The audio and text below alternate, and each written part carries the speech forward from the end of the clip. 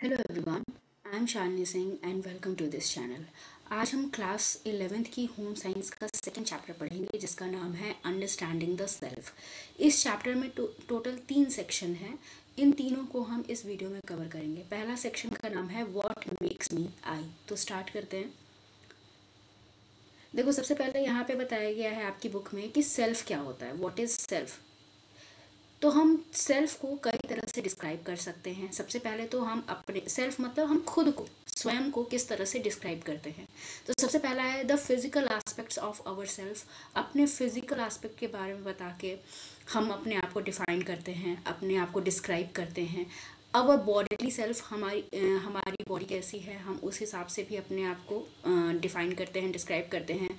हमारी फीलिंग्स, हमारे emotion, mental abilities. We may describe our self in relation to others. हम दूसरों के साथ कैसे हैं, हमारा दूसरों से रिलेशन कैसा है, इसके द्वारा भी हम इस तरह से भी हम अपने आप को डिस्क्राइब करते हैं। द रोल्स वी परफॉर्म, किस तरह का रोल हम परफॉर्म करते हैं अपने घर में, अपनी सोसाइटी में, अपने वर्क प्लेस पे, उस तरह से भी हम सेल्फ को डिफाइन कर सकते हैं। जैसे किस तरह की रिलेशनशिप में हम इन्वॉल्व हैं, जैसे सन, डॉटर, वाइफ, सिस्टर, स्टूडेंट। तो इस तरह से भी हम अपने आप को बताते हैं कि हम क्या हैं, किस तरह की रिलेशनशिप में हैं, किस तरह के कार्य हम करते हैं। इन term of our social relationship in the family और एंड कम्युनिटी। तो हमारी सोशल रिलेशनशिप कैसी है, हम मतलब अपनी कम्युनिटी में हमारा क्या रोल है, कैसे हमारे रिलेशन है, फैमिली में हमारे क्या क्या रिलेशन हैं।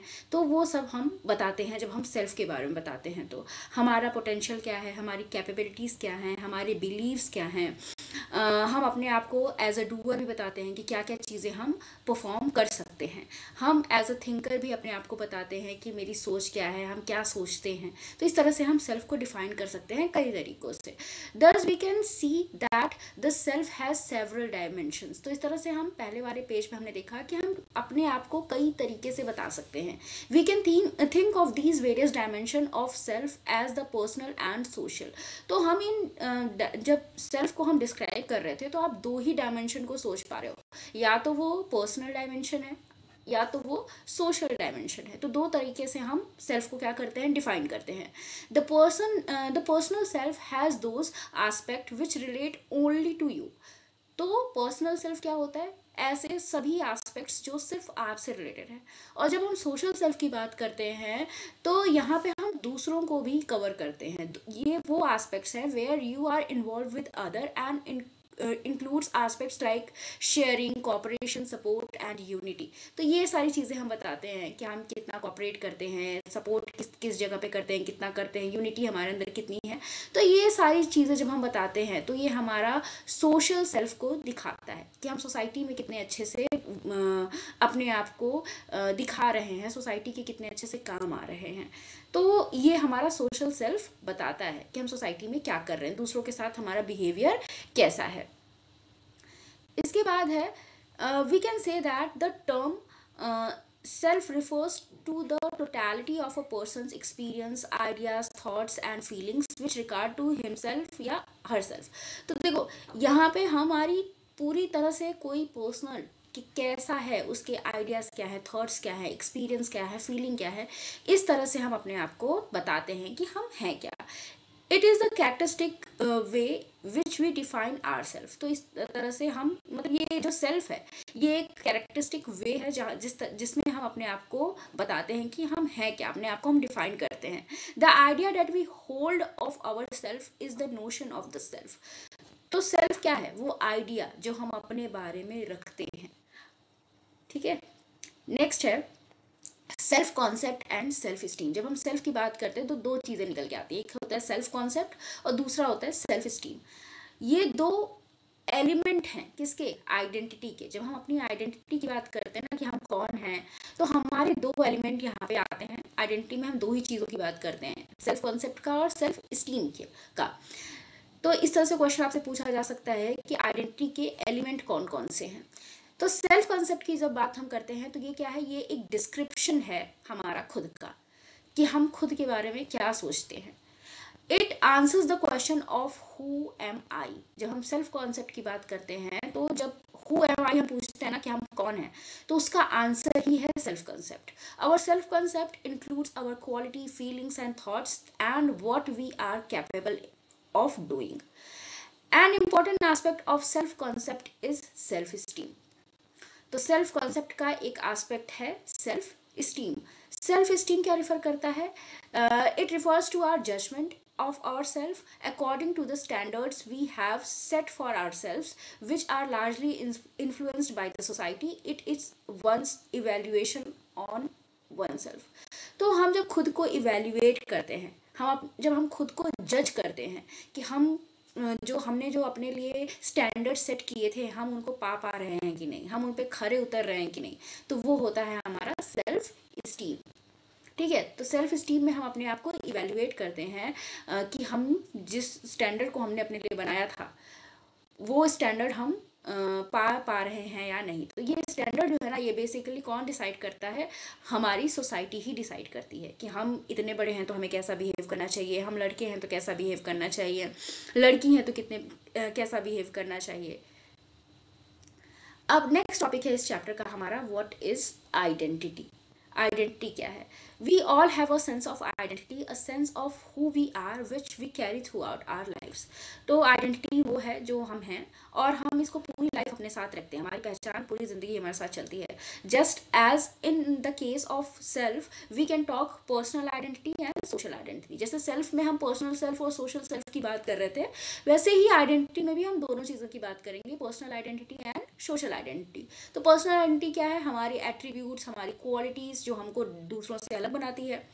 सोशल आइडेंटिटी क्या है कि हम समाज में कैसे हैं, हम प्रोफेशनली कैसे हैं, हम जब जिस कल्चर से बिलोंग करते हैं, जिस सोसाइटी से बिलोंग करते हैं, वहाँ पे हम कैसे हैं. ठीक है, तो जो भी हमारे सोशल ग्रुप हैं, प्रोफेशनल ग्रुप हैं, कल्चरल ग्रुप हैं, उसमें हमारा कैसा बिहेवियर है वो हमारी सोशल आइडेंटिटी बताता है कि उसमें हम कैसे हैं. Thus when you think of your self as an Indian, you have linked your self with a group of people who living in a country. तो जब हम अपने आप को, यहाँ पे एग्जाम्पल के तौर पे बताया जा रहा है कि जब हम अपने आप को इंडियन कहते हैं तो क्या निकल के आता है? हम अपनी आइडेंटिटी क्या बता रहे हैं कि हम एक इंडियन हैं. तो यहाँ पे हम अपने आप को कनेक्ट कर रहे हैं उस ग्रुप से जो किसी कंट्री में रहता है, जो इंडिया में रहता है, तभी तो हम अपने आप को इंडियन बता रहे हैं. तो यहाँ पे हम अपनी आइडेंटिटी को बता रहे हैं लेकिन अपने आप को किसी न किसी ग्रुप से कनेक्ट भी तो कर रहे हैं. तो ये हमारी सोशल आइडेंटिटी हो गई. इसके बाद ये जो सेक्शन ए था इस चैप्टर का वो खत्म होता है. अब हम सेक्शन बी की बात करेंगे जिसका नाम है development and characteristics of self. Self को कैसे डेवलप करना है और क्या क्या कैरेक्टरिस्टिक होती हैं सेल्फ की. तो यहाँ पे हम सेल्फ ड्यूरिंग इन्फेंसी पहले पढ़ेंगे कि इन्फेंसी में हमारा जो सेल्फ होता है वो कैसा होता है. तो देखो, इस समय पे हमको बिल्कुल नॉलेज नहीं होती है अपने बारे में, हमारे अंदर कोई सेल्फ अवेयरनेस नहीं होती, कोई सेल्फ अंडरस्टैंडिंग नहीं होती, हम अपने आप को नहीं पहचान रहे होते हैं, नहीं समझ रहे होते हैं. The sense of self emerges gradually during infancy and self-image recognition happens around 18 month of age. तो अपने आप को पहचानना हम 18 माह की उम्र से शुरू करते हैं. जब हम 1.5 साल के होते हैं तब हम अपनी फोटो को जब हम देखते हैं, फोटो को नहीं, जब अपने आप को मिरर में देखते हैं तो हम पहचान पाते हैं कि हाँ, जो ये मिरर में फिगर है ये मेरी ही फिगर है, ये मैं ही हूँ. ठीक है, तो ये धीरे धीरे ग्रेजुअली ये डेवलप होना शुरू होता है हमारा सेल्फ. ये एकदम से जन्म के साथ ही हमारे अंदर नहीं होता. Towards the latter half of the second year infant begin to use personal pronouns. तो जब हम 2.5 साल के होते हैं, जो लेटर हाफ होता है हमारे सेकेंड ईयर का, मतलब 2.5 साल के बाद, 2.5 से 3 साल के बीच में हम पर्सनल प्रोनाउंस यूज़ करना शुरू कर देते हैं, जैसे I, me, mine. They use these pronouns to indicate possessions of persons और ऑब्जेक्ट.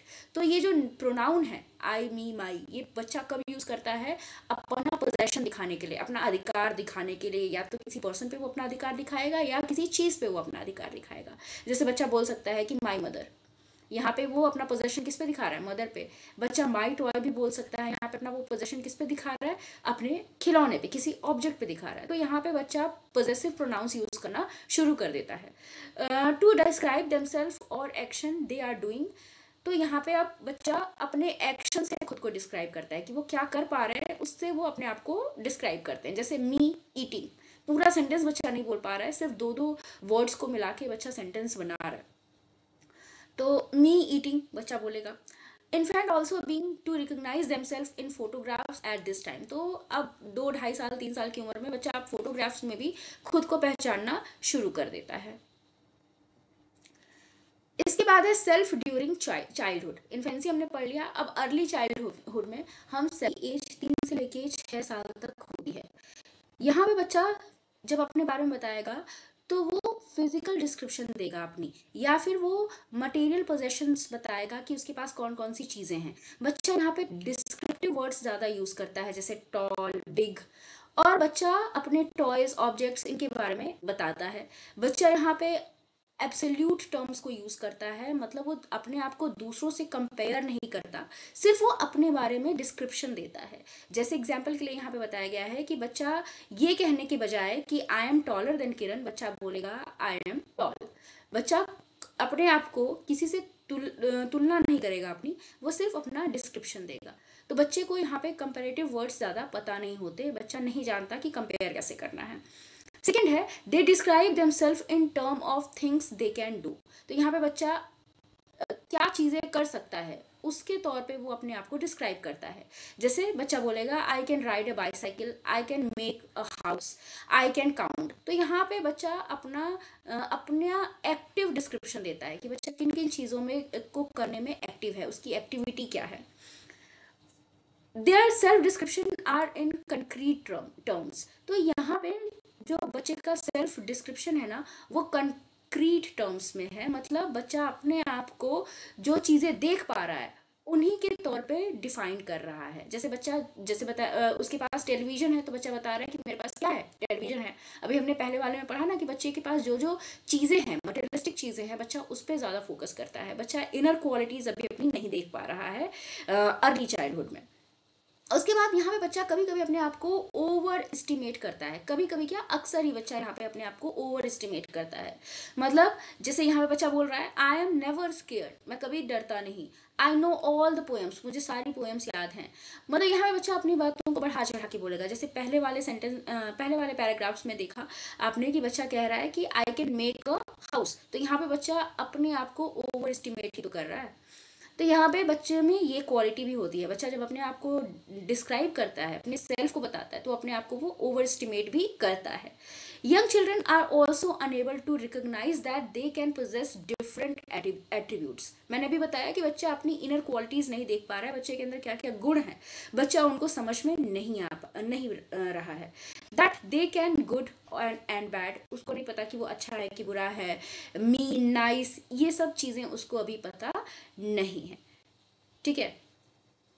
इसके बाद नेक्स्ट है self during middle childhood. Middle childhood तो नहीं कहेंगे इसको, हम क्या कहेंगे, late childhood. Self during late childhood, ये 6 साल से लेके 12 साल तक की एज है। कहीं कहीं आपको 6 साल से 11 साल तक की एज आपको मिलती है। मतलब किसी किसी बुक में 6 से 12 लिखा है, किसी किसी बुक में 6 से 11 साल को लेट चाइल्डहुड माना गया है। ठीक है।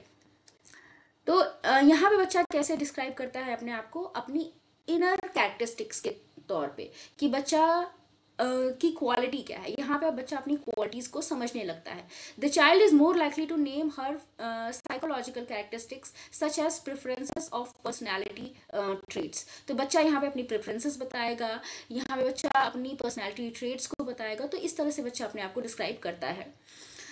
और यहाँ पे बच्चा फिजिकल कैरेक्टरिस्टिक्स कम बताता है। अब बच्चे का ध्यान सेल्फ को बताने में फिजिकल से ज़्यादा उसकी इंटरनल कैरेक्टरिस्टिक्स पे होता है। दस द चाइल्ड में से I am good at making friends.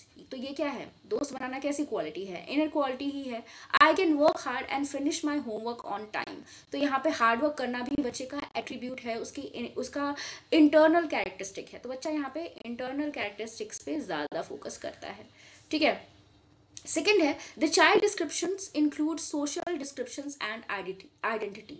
तो यहाँ पे बच्चा अपना सोशल डिस्क्रिप्शन देना शुरू कर देता है। जैसे बता रहा है ना कि मैं दोस्त बना सकता हूँ, मैं स्कूल में कैसा हूँ, मैं किन किन ग्रुप्स में एक्टिव हूँ। अब इस एज पे बच्चा अपना सोशल कंपैरिजन करने लगता है। सोशली ये बच्चा अपने आप को कंपेयर करना शुरू कर देता है। जैसे I can run faster than Kiran, यहाँ पे बच्चे अपनी एबिलिटी की तुलना किससे कर रहे हैं, दूसरों से कर रहे हैं। ठीक है। They begin to distinguish between their real self and ideal self. देखो रियल सेल्फ क्या होता है, जो आप रियलिटी में हो। आइडियल सेल्फ क्या होता है, जो आप बनना चाहते हो। तो बच्चा अब यहाँ पे रियल सेल्फ और आइडियल सेल्फ दोनों में डिफ्रेंशिएट करना शुरू कर देता है। ठीक है, उसको पता होता है कि उसके पास क्या क्या क्वालिटीज है, और उसको ये भी पता होता है कि उसको किन किन क्वालिटीज को अभी पाना है। ठीक है, नेक्स्ट है, इसमें बच्चा सेल्फ डिस्क्रिप्शन देता है, और सेल्फ डिस्क्रिप्शन देते समय बच्चा ज्यादा रियलिस्टिक होता है। ठीक है, पहले वो क्या था, वो बढ़ा चढ़ा के चीजें बोलता था, लेकिन अब वो रियलिटी पे ज्यादा फोकस करता है। This may be because of the ability to see things and situation from the point of view of others. तो यहाँ पे बच्चा, ये रियलिस्टिक वाली क्वालिटी कहाँ से आई है बच्चे में, इसलिए आ गई बच्चे में क्योंकि अब बच्चा दूसरों के पॉइंट ऑफ व्यू से भी सोचना शुरू कर देता है, दूसरों के पॉइंट ऑफ व्यू से भी चीज़ों को समझना शुरू कर देता है। नेक्स्ट है सेल्फ ड्यूरिंग अडोलसेंस। अब हमने ये पढ़ना है कि एडोलसेंस में सेल्फ कैसा होता है। तो 12 साल 13 साल के बाद की का जो पीरियड है, यहाँ से लेके 18 साल तक हम किस एज में रहते हैं, अडोलसेंस वाले पीरियड में रहते हैं। तो बच्चा जब यहाँ पे सेल्फ को डिस्क्राइब करेगा तो क्या बोलेगा, अब वो बच्चा नहीं रह गया, अब वो एक अडोलसेंट बन गया है, किशोर बन गया है। Self description during the period of adolescence are abstract. अब यहाँ पे एब्सोल्यूट टर्म्स बच्चा यूज नहीं कर रहा, बच्चा अब्स्ट्रैक्ट थिंकिंग कर सकता है। They emphasize the abstract or inner aspects of their personality. Thus, they may describe themselves as quiet, sensitive, cool-headed, brave, emotional, truthful. तो ये सारे terms बच्चा खुद को describe करने के लिए use करता है। अब वो physical description ही सिर्फ नहीं देता। सेवरल कंट्राडिक्शंस भी इस एज में होते हैं। जैसे बच्चा कभी अपने आप को काम कहेगा, कभी अपने आप को डिस्टर्ब कहेगा। ठीक है, कभी वो अपने आप को शांत बोलेगा, कभी अपने आप को वो टॉकेटिव भी बोलेगा। तो बच्चे के अंदर बहुत सारे कंट्राडिक्शंस भी होते हैं, कभी वो कुछ सोचता है, कभी वो कुछ सोचता है, कभी वो सेल्फ के बारे में अच्छी पॉजिटिव चीज़ें भी देखता है, कभी वो नेगेटिव चीज़ें भी देखता है। अ फ्लक्चुएटिंग सेंस ऑफ सेल्फ, उसका सेंस जो है सेल्फ के लिए वो फ्लक्चुएट करता रहता है।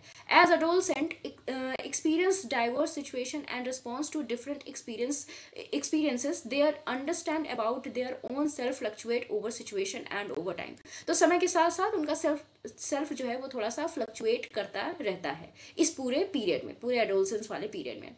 The self of the adolescent contains the ideal self. तो यहाँ पे आइडियल सेल्फ की बात होती है, रियल सेल्फ की बात होती है।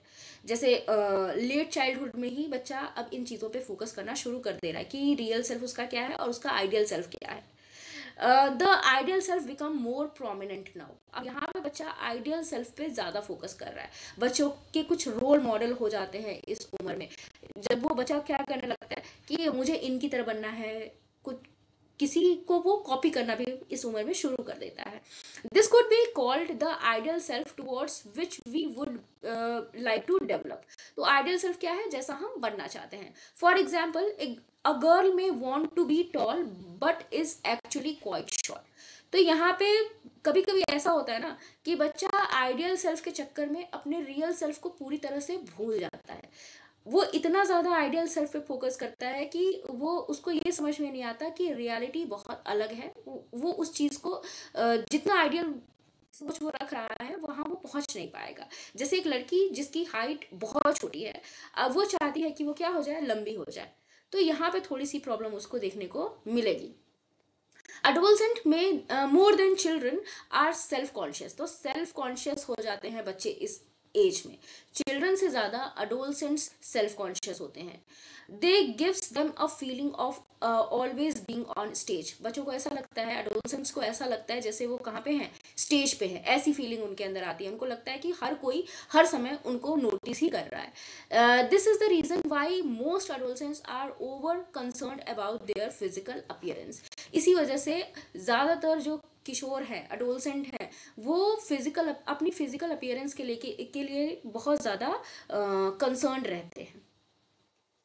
इसके बाद नेक्स्ट हमारा टॉपिक है इसी चैप्टर में, अडोलसेंस की बात हो रही है कि why is adolescence a critical time for identity development. Identity development के लिए अडोलसेंस एक क्रिटिकल पीरियड क्यों है। According to well-known psychologist Erik H. Erikson, at each stage of our development from infancy to old age, we have to accomplish certain tasks which enable us to move on to the next stage of development. तो Ericsson ने हमारे जीवन की 8 stages बताई थी, infancy से लेके old age तक, और उन्होंने हर स्टेज का एक डेवलपमेंट टास्क बताया था। आपको अगली स्टेज पे जाने के लिए इन टास्क को पूरा करना पड़ेगा, मतलब आप एक स्टेज के टास्क को पूरा करोगे तभी आप दूसरी स्टेज पे जा पाओगे। The task during period of adolescence according to Erikson is to develop a sense of identity. तो हर स्टेज का एक टास्क है, उसी तरह adolescence वाले पीरियड का टास्क है सेंस ऑफ आइडेंटिटी को डेवलप करना, एक सेटिस्फैक्ट्री सेल्फ डेफिनेशन बनाना। The reason why the stage of adolescence is critical for identity development because there is enhanced focus on the development of self. तो यहाँ पे सबसे ज़्यादा सेल्फ पे फोकस किया जाता है, उसके डेवलपमेंट पे फोकस किया जाता है, इसी वजह से इसको क्रिटिकल टाइम बोला गया है आइडेंटिटी डेवलपमेंट के लिए। बच्चा यहाँ पे कई बार आइडेंटिटी क्राइसिस को भी फेस करता है। क्यों फेस करता है? 3 कारणों से फेस करता है। पहला तो ये कि यहाँ पे बच्चा बहुत ज़्यादा अपने आप को जानने की कोशिश कर रहा है, इतना उसने कभी जानने की कोशिश नहीं की थी अपनी लाइफ में, ना वो कभी जानने की कोशिश करेगा जितना वो इस स्टेज में जानने की कोशिश कर रहा है अपने बारे में। बच्चा अपने आप को जानने में बहुत ज़्यादा चिंतित होता है, बहुत उसको चिंता रहती है कि वो कैसा है, वो अपने बारे में जाने। नेक्स्ट है, towards the end of adolescence the individual creates a relatively lasting sense of selfhood and identity and can say that this is who I am. तो जब एडोलसेंस का लास्ट टाइम होता है, वहाँ पे बच्चा अपनी आइडेंटिटी क्रिएट कर चुका होता है और वो कह सकता है एडोलसेंस के अंत तक कि ये मैं हूँ। अब यहाँ पे ज़रूरी है कि बच्चा पॉजिटिव सोचे अपने बारे में। अगर बच्चे के अंदर नेगेटिविटी आई तो आगे की सारी स्टेजेस प्रभावित होंगी। This is also a time when the individual's identity is influenced by rapid biological changes and changing social demands. तो यहाँ पे बच्चे की बॉडी में बायोलॉजिकल चेंजेस हो रहे होते हैं जिसकी वजह से उसकी आइडेंटिटी पे असर पड़ रहा होता है, उसकी आइडेंटिटी प्रभावित हो रही होती है। सोशल डिमांड्स भी बहुत चेंज हो रही होती हैं इस समय पे, कभी उससे कुछ कहा जाता है, कभी कुछ कहा जाता है।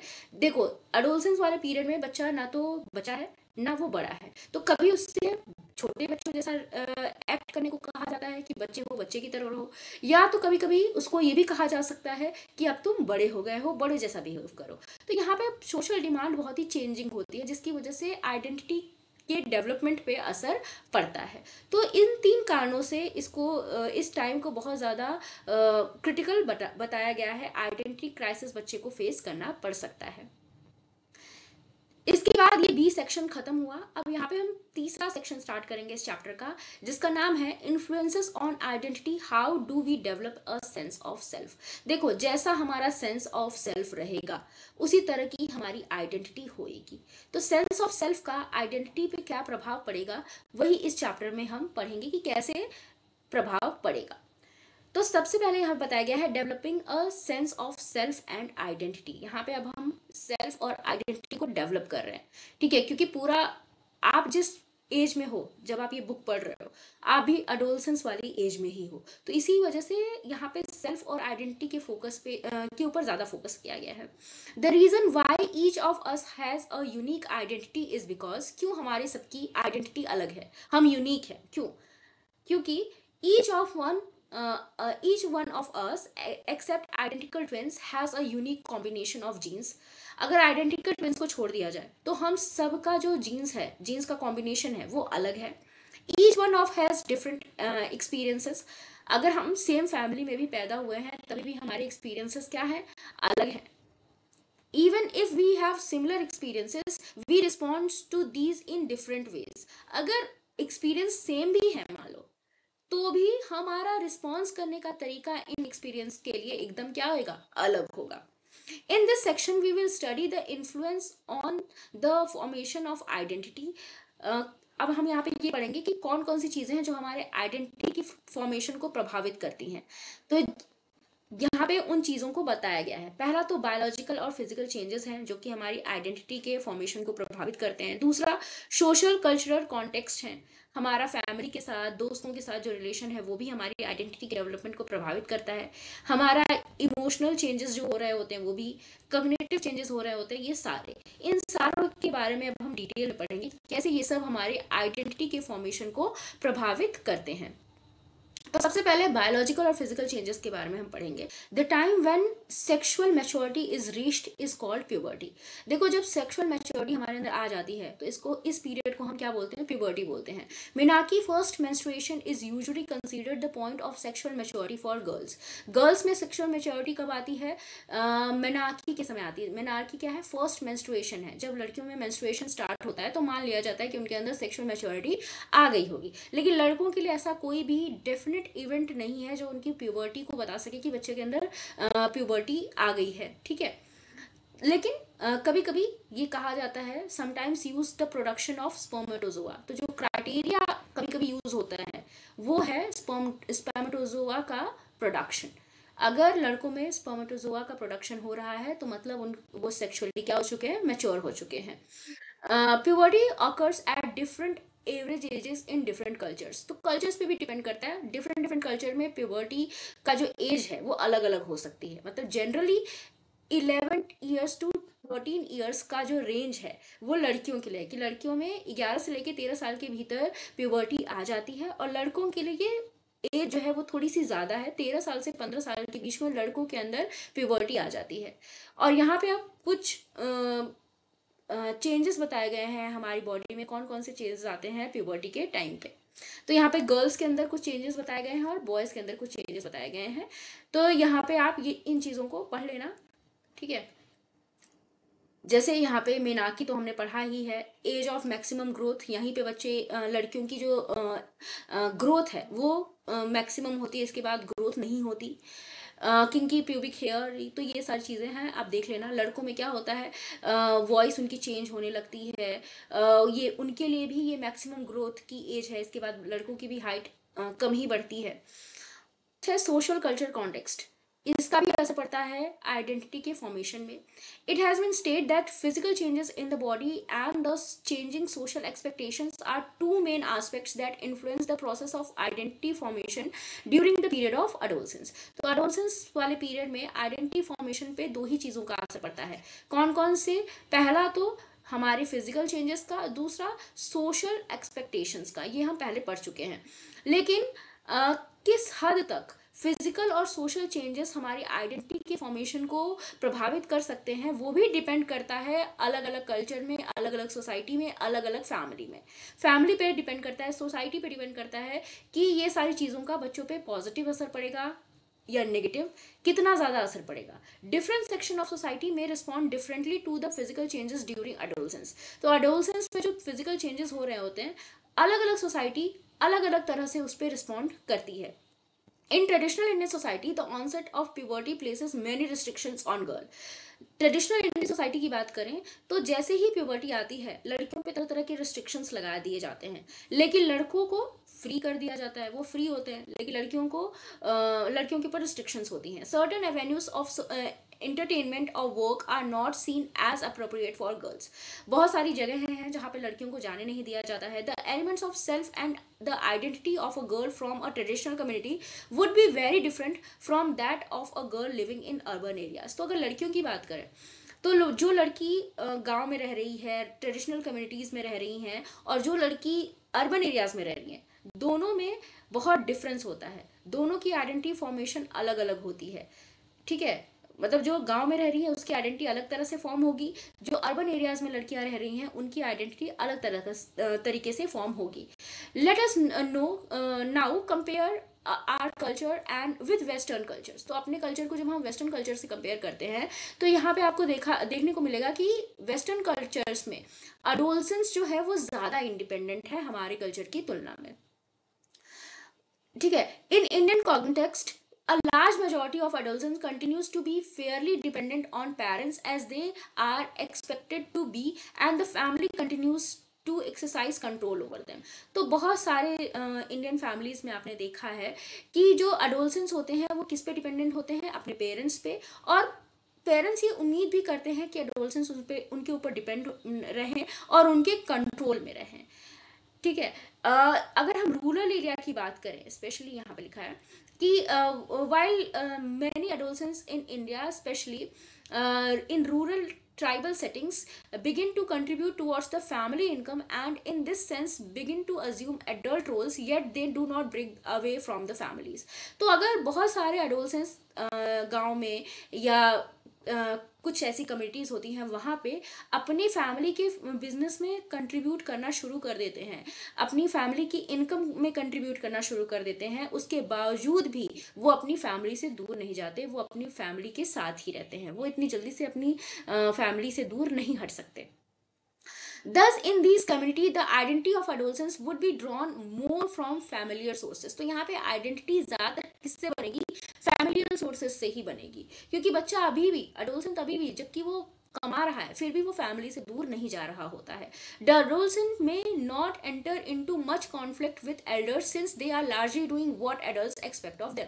तो यहाँ पे एडोलसेंट्स में, मतलब इंडियन कम्युनिटीज़ में एडोलसेंट्स में और उनके पेरेंट्स में, एल्डर्स में ज़्यादा कन्फ्लिक्ट देखने को नहीं मिलते. क्यों नहीं मिलते? क्योंकि एडोलसेंट्स ज़्यादातर वही चीज़ें कर रहे होते हैं जो कि उनके बड़े उनसे एक्सपेक्ट करते हैं.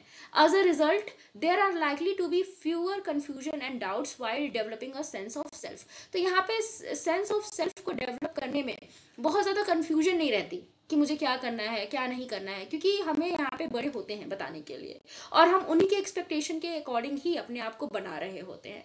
तो बहुत ज़्यादा कन्फ्यूजन यहाँ पे नहीं होती. On the other hand, in communities and families where a variety of occupational choices are open for the adolescents, where technology makes available many experiences and options to the individual, the adolescents may need to enter into an extended period of training to prepare himself for the chosen occupation. तो ऐसी families जहाँ पे बहुत सारी occupational choices हैं, जहाँ पे आप जो चाहे वो कर सकते हो, आपके पास बहुत टेक्नोलॉजीज़ हैं, आपको बहुत सारे एक्सपीरियंस मिलने के चांसेस हैं, वहाँ पे एडोलसेंस के लिए थोड़ी सी दिक्कत हो सकती है कि वो क्या चुने, क्योंकि इनके पास चॉइसेस ज़्यादा है. ट्रेडिशनल इंडियन फैमिली में क्या है, चॉइसेस कम है, वहाँ पे बच्चे वही करते हैं जो बड़े उनको कहते हैं. लेकिन कुछ ऐसी भी फैमिलीज हैं जहाँ पे बच्चों के पास बहुत सारी चॉइसेस है, वहाँ पे बच्चों के लिए ये मुश्किल हो जाता है कि वो क्या चुने. इसके लिए प्रॉपर ट्रेनिंग की उनको ज़रूरत होती है और ट्रेनिंग के बाद ही वो कुछ चूज़ कर पाते हैं. During this period the adolescent still remains dependent on the parents. तो एडोलसेंस अभी भी पेरेंट्स पे ही डिपेंड होते हैं इंडियन सोसाइटी की बात करें तो. While the period of adolescence is thus extended, that of adulthood is delayed. अगर आप एडोलसेंस पूरी पीरियड तक, पूरे एडोलसेंट के पीरियड तक अपने पेरेंट्स पे ही डिपेंडेंट रहेंगे तो आगे का जो उनका स्टेज है वो अपनी आइडेंटिटी तो डेवलप कर नहीं पाएंगे. और हाँ, एरिक्सन ने क्या बताया था कि एक स्टेज से दूसरे स्टेज पे जाने के लिए आपको पहली स्टेज के टास्क को पूरा करना पड़ेगा, और एडोलसेंस पीरियड का टास्क ही है आइडेंटिटी डेवलप करना. जब बच्चा यहाँ पे आइडेंटिटी को डेवलप नहीं कर पाएगा तो वो उसका अडल्टहुड, जो कि एडोलसेंस के बाद की स्टेज है, वो डिले हो जाएगी. बच्चा एडल्टहुड में जल्दी पहुंच ही नहीं पाएगा, उसको अभी बच्चा ही कंसीडर किया जा रहा है, अभी वो अपने पेरेंट्स पे ही डिपेंडेंट है, अभी उसको यही नहीं पता कि उसको क्या करना है, उसको जो पेरेंट्स बता रहे हैं वही वो कर रहा है. Also the increase in choice and exposure to alternate life style may bring the adolescence in conflict with parents and other authorities figure in society. और जब चॉइसेस ज़्यादा होंगी हमारे पास, हमको एक्सपोजर ज़्यादा मिलेगा, हमारी लाइफस्टाइल थोड़ी सी अलग होने लगेगी, तो हमारा अपने बड़ों से, अपने पेरेंट्स से कॉन्फ्लिक्ट तो होएगा ही होएगा, अथॉरिटीज से भी कॉन्फ्लिक्ट होगा, क्योंकि बच्चा अब अपनी चॉइसेस के ऊपर काम कर रहा है. तो यहाँ पे आइडेंटिटी डेवलपमेंट अच्छे से होगा, लेकिन कॉन्फ्लिक्ट भी होंगे. लेकिन अगर बच्चा ट्रेडिशनल इंडियन फैमिली पे है जहाँ वो अपने पेरेंट्स की बात को चुपचाप मान ले रहा है, तो यहाँ पे कॉन्फ्लिक्ट तो हो नहीं होगा, लेकिन आइडेंटिटी डेवलपमेंट उतने अच्छे से नहीं हो पाएगी. बच्चा पूरी तरह से डिपेंडेंट रहेगा किस पे, अपने पेरेंट्स पे. Family impacts the development of the sense of identity. तो फैमिली भी हमारे आइडेंटिटी के डेवलपमेंट पे बहुत ज़्यादा प्रभाव डालती है. ऐसा देखा गया है कि जहाँ पे फर्म और अफेक्शनेट पेरेंट्स होते हैं वहाँ पे आइडेंटिटी की डेवलपमेंट क्या होती है, हेल्दी होती है, क्योंकि बच्चों को क्या मिल रहा है, प्यार मिल रहा है. Affectionate parenting means that the parents are warm, loving, supportive for the child efforts and accomplishment. तो यहाँ पे जो अफेक्शनेट पेरेंट्स होते हैं वो कैसे होते हैं, वो वार्म होते हैं, लविंग होते हैं, बच्चे को सपोर्ट कर रहे होते हैं, बच्चे के एफर्ट्स को सपोर्ट कर रहे होते हैं, उनको आगे बढ़ने की सलाह दे रहे होते हैं. They often praise the child, बच्चे को की तारीफ भी करते हैं अगर वो कुछ अच्छा कर रहा है। शो इंथुजियाज्म इन हर एक्टिविटीज़, उसकी एक्टिविटीज़ में इंथुजियाज्म दिखाते हैं, बहुत ज़्यादा मतलब जैसे उनको प्रेरित करते हैं। Response sensitively to her his feelings, उसकी फीलिंग्स के लिए रिस्पॉन्स भी सेंसिटिविटी के साथ करते हैं। And understand the child personality and points of view, अब वो बच्चों की पर्सनैलिटी को भी समझ रहे हैं, उसके पॉइंट्स ऑफ व्यू को भी समझ रहे हैं। इसी वजह से यहाँ पे बच्चे का जो डेवलपमेंट है आइडेंटिटी का, वो अच्छे से हो पाएगा, क्योंकि बच्चों को पेरेंट्स से वो सारी चीज़ें मिल रही हैं जो कि उसके लिए ज़रूरी है। However such parents are also firm in discipline, अब ये लोग जो है जो अफेक्शनेट हैं ये फॉर्म भी हैं, मतलब डिसिप्लिन भी बच्चे को बनाना चाहते हैं। Such parenting style foster independence and self reliance in children, तो जो बच्चे सेल्फ रिलायंस बन पाते हैं उसके पीछे फॉर्म और अफेक्शनेट पेरेंट्स होते हैं। Adolescence is a period in which the growing individual develop a strong need for support and acceptance from the peers. अब देखो पीयर ग्रुप का भी यहाँ पे बहुत इंपॉर्टेंट रोल है। जैसे जैसे हम बड़े होते जाते हैं हमें फैमिली का सपोर्ट तो चाहिए, हमें सोसाइटी का सपोर्ट तो चाहिए, साथ ही साथ हमें अपने दोस्तों का भी सपोर्ट चाहिए। हम चाहते हैं कि हमारे दोस्त हमको सपोर्ट करें, हमको एक्सेप्ट करें। At times parental and peer values can be conflict with each other and the adolescents may tend to lean more towards friends. कभी कभी ऐसा होता है कि आपके फ्रेंड्स कुछ कह रहे हैं और आपके पेरेंट्स कुछ कह रहे हैं, लेकिन जो अडोलसेंस हैं वो पेरेंट्स की बात ना मानकर ज़्यादा किसके तरफ उनका झुकाव होता है, अपने दोस्तों की तरफ। This can cause disharmony in parent child relationship, इससे क्या हो सकता है, पेरेंट चाइल्ड का रिलेशनशिप खराब हो सकता है। Conforming to peer pressure can be both positive and negative, तो देखो जो पीयर प्रेशर है ना, पीयर प्रेशर क्या है कि आपके दोस्त आपके ऊपर प्रभाव डाल रहे हैं, पॉजिटिव भी निगेटिव भी, आपके ऊपर प्रेशर है कि वो जैसे हैं आपको उस तरह से काम करना है। आप अपने दोस्तों के ग्रुप में जब रहते हो तो उनके जैसा ही बनते हो, जो वो ज़्यादातर कर रहे होते हैं वो आप करते हो ना चाहते हुए भी। तो यहाँ पे आपको पॉजिटिव चीज़ें भी देखने को मिल सकती हैं, नेगेटिव चीज़ें भी देखने को मिल सकती है। However, often peer and parents serve complementary functions and fulfill different needs of the adolescents. लेकिन फिर भी हम ये ज़्यादातर ये देखते हैं कि पेरेंट्स का और पीयर्स का, हमारे फ्रेंड्स का हमारे ऊपर अच्छा प्रभाव ही पड़ता है। ऐसा देखा गया है कि जिन भी फैमिली में इंडिविजुअलिटी और कनेक्टेडनेस को प्रमोट किया जाता है वहाँ पे अडोलसेंस का आइडेंटिटी डेवलपमेंट अच्छे से हो पाता है। अब इंडिविजुअलिटी का क्या मतलब है कि बच्चे के अंदर अपना खुद का पॉइंट ऑफ व्यू डेवलप करना। हर बच्चा अलग है दूसरे से, तो उसका कुछ ना कुछ पॉइंट ऑफ व्यू होना चाहिए, पेरेंट्स उसको सुनते हैं, तो बच्चे की इंडिविजुअलिटी डेवलप होती है। कनेक्टेडनेस का क्या मतलब है कि आपका पॉइंट ऑफ व्यू अलग है, ये अच्छी बात है, लेकिन आपके अंदर सेंसिटिविटी होनी चाहिए दूसरों के लिए, दूसरों के पॉइंट ऑफ व्यू को भी आपको समझना पड़ेगा, आपको उसके लिए ओपन होना पड़ेगा। तो कनेक्टेडनेस और इंडिविजुअलिटी दोनों बच्चे के अंदर होनी चाहिए, और जो पेरेंट्स इन चीज़ों को डेवलप कर पाते हैं बच्चे के अंदर, वहाँ पे बच्चों का जो आइडेंटिटी का डेवलपमेंट है वो अच्छे से हो पाता है। इसके बाद नेक्स्ट है इमोशनल चेंजेस। इस उम्र में एडोलसेंस वाले पीरियड में बच्चों में इमोशनल चेंजेस बहुत ज़्यादा हो रहे होते हैं। और ये चेंजेस क्यों हो रहे होते हैं, क्योंकि बच्चा बायोलॉजिकली और फिजिकली उसकी बॉडी में चेंज हो रहे होते हैं, तो इस वजह से उसके इमोशनल चेंजेस भी हो रहे होते हैं। It is true that adolescents are preoccupied with their physical body, बच्चा अपने फिजिकल बॉडी को लेके बहुत ज़्यादा चिंतित रहता है, बहुत ज़्यादा सोचता रहता है, ये सही है। और अगर उसका फिजिकल सेल्फ उसको पसंद है तो बच्चा बहुत ज़्यादा गर्व में रहेगा, कंफर्ट में रहेगा, और जिससे उसको एक इमोशनल सपोर्ट मिलेगा। अ सेंस ऑफ प्राइड और comfort with the way one is developing physically will contribute positively to the adolescence sense of self. तो अगर बच्चा जैसा चाहता है वैसे उसकी बॉडी है, वैसे वो डेवलप हो रहा है, तो उसके अंदर एक प्राइड आएगा, कंफर्ट आएगा, और उसका सेंस ऑफ मतलब जो सेल्फ का डेवलपमेंट है वो अच्छे से हो पाएगा। On the other hand, if the adolescent is dissatisfied with one's appearance beyond a point, it can prevent them concentrating on other aspects of his personality, work or studies. उसी तरह से अगर बच्चा डिससेटिस्फाइड है अपने लुक्स से, अपनी appearance से, तो वो किसी चीज़ पे ध्यान नहीं दे पाएगा, वो ना अपनी पर्सनैलिटी पे ध्यान दे पाएगा, ना अपने वर्क पे, ना अपनी स्टडीज़ पे। This can cause a dip in performance at school and a lowering of self image, self esteem. इस तरह से बच्चे का स्कूल में परफॉर्मेंस भी खराब होएगी, उसका सेल्फ इमेज खराब बनेगा और सेल्फ स्टीम भी डाउन होगा।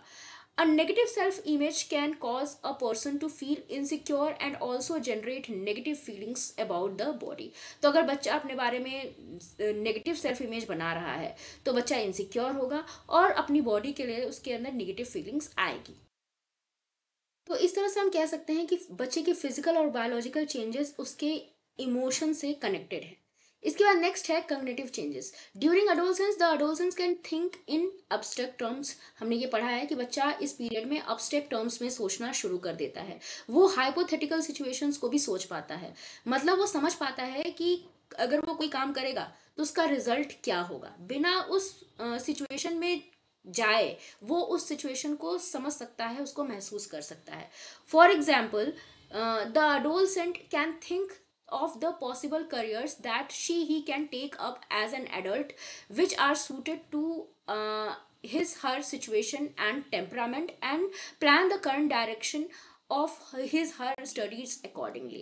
तो बच्चा यहाँ पे इस उम्र में अपने पॉसिबल करियर्स को सोच सकता है कि किस करियर में वो अच्छा कर सकता है, कौन उसको सूट करेगा, मतलब कौन सा करियर उसको सूट करेगा, उसके सिचुएशन के हिसाब से सही है कौन सा करियर उसके टेम्परामेंट के हिसाब से सही है, और उसी डायरेक्शन में फिर वो स्टडी स्टार्ट कर देता है, प्लान बनाना स्टार्ट कर देता है। दस adolescence is a crucial stage for development of identity. तो इस तरह से हम कह सकते हैं कि एडोलसेंस क्या है, क्रूशियल स्टेज है आइडेंटिटी के डेवलपमेंट के लिए। तो इसी के साथ हमारा ये चैप्टर कंप्लीट होता है। आई होप जो भी हमने इस चैप्टर में पढ़ा वो सब आपको समझ में आया हो। फिर भी अगर कोई डाउट हो तो आप कमेंट सेक्शन में पूछ सकते हो, कोई सजेशन हो तो भी लिख सकते हो। वीडियो अच्छा लगा हो तो लाइक कर देना, शेयर कर देना और चैनल को सब्सक्राइब कर देना। Thank you for watching.